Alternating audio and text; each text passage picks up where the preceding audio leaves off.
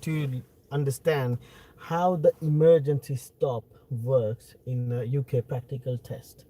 Okay, so here I've got a candidate. She done some practice on emergency stop before, but she got a problem, and her test is approaching. But I'm going to recap the entire topic one more time so she can understand what does that emergency stop means.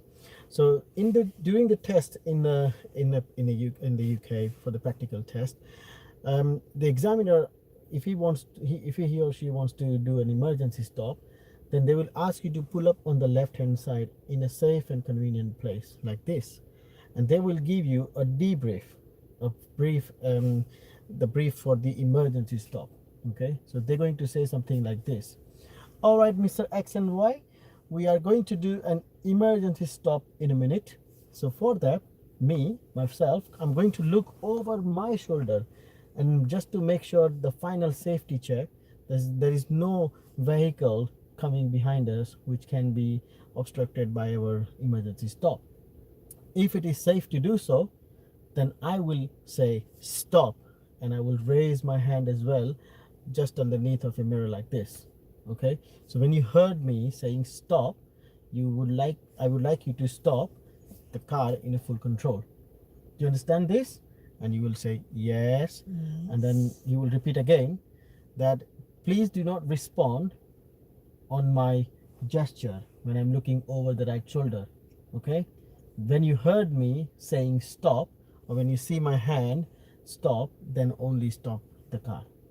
All right, if somebody's come behind us, as I said, I will be the responsible for the safety of this maneuver, so I will say that to you as well if it's not safe to do so. Okay, do you understand this? Yes. And he said yes, and then he said drive on when you're ready. Okay, so this is a debrief. First of all, they're going to give you just before you actually start doing emergency stop. Okay, and then whilst you're on the road, what are their expectations from your emergency stop? Okay, so when they ask you to do an emergency stop, basically they want to check how quick is your reaction and how brisk you are braking. Okay, so in this emergency stop, you do not want to do a slow braking, okay, a slack braking. You want here a brisk braking.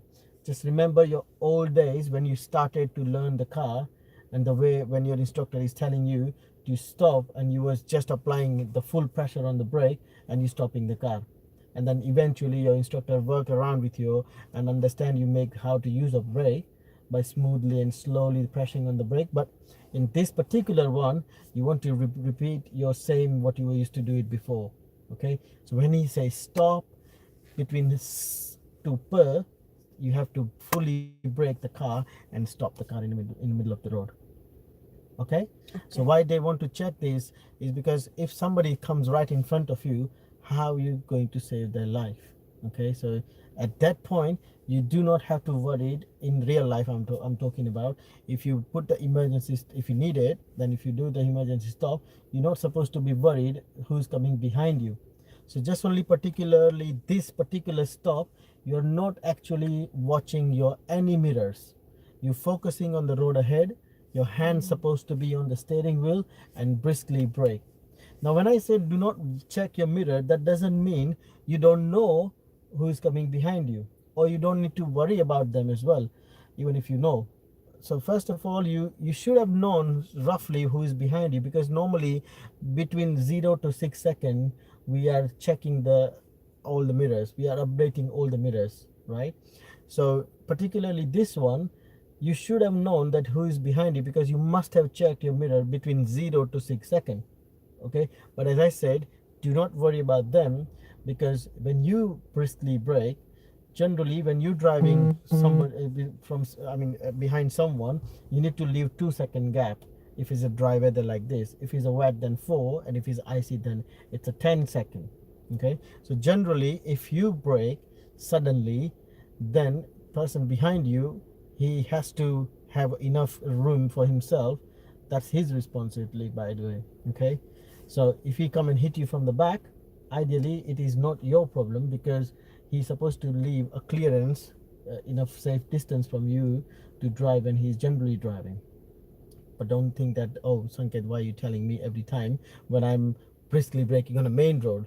But that because of it, that's not reason. Okay, so just I'm talking about this emergency stop particularly. Do you understand this? Yes. Yeah, so let's practice. So let me tell you again, when we drive on the road, yeah, when I ask you to go drive on when you're ready, I am not expecting you to drive slowly. Okay, if you drive slowly, then examiner will tell you, can you please drive up to the speed limit, because he wants you to be a normal driver, a normal driving condition on the road when he is testing you the emergency stop. Okay, so when he says stop, then only apply your brake when he's instruct you to there. Okay, so drive on when you're ready. So before you move off from here, look around, 6-point check as usual. 6-point check first, not the signal, and then signal, and then check again and go.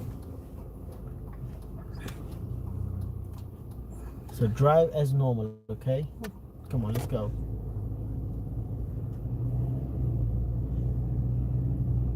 And now he's gonna look over the shoulder, stop. Okay, good. Okay, so this is how you do it.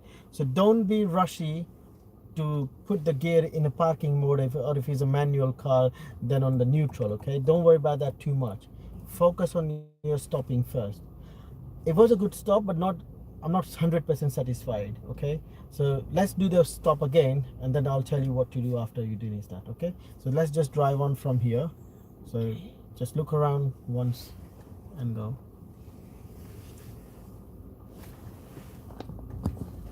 Come on, let's go.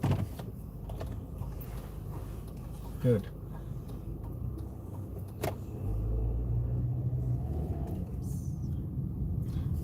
Keep going, and then stop.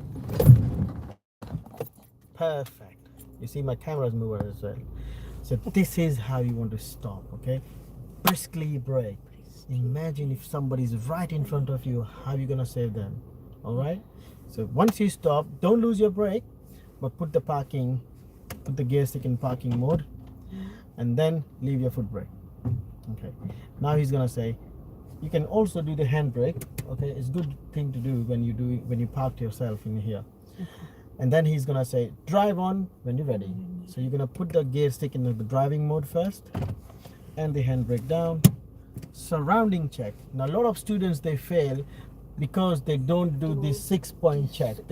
When they ask to move, they just move. Okay, just because there's nobody behind you or around you, that doesn't mean. Okay, so you do the 6-point check, you did a right signal, well done, and then right check again, and then drive on. Even if there is nobody on the road, you want to do this, because this is an exercise. Okay, it's like a fire drill at your workplace. Even if there is no fire, the workplace, they check you what you're gonna do in event of fire. So they do the false alarm, they evacuate everyone, and the way they do, they exactly how they're supposed to be run in a fire. So that's what it is in this emergency stop as well. So this is how you're going to be doing the emergency stop. Thanks for watching this video. If you got any comment or questions, please do write me on the comment box. I will help you to answer those questions. Thank you.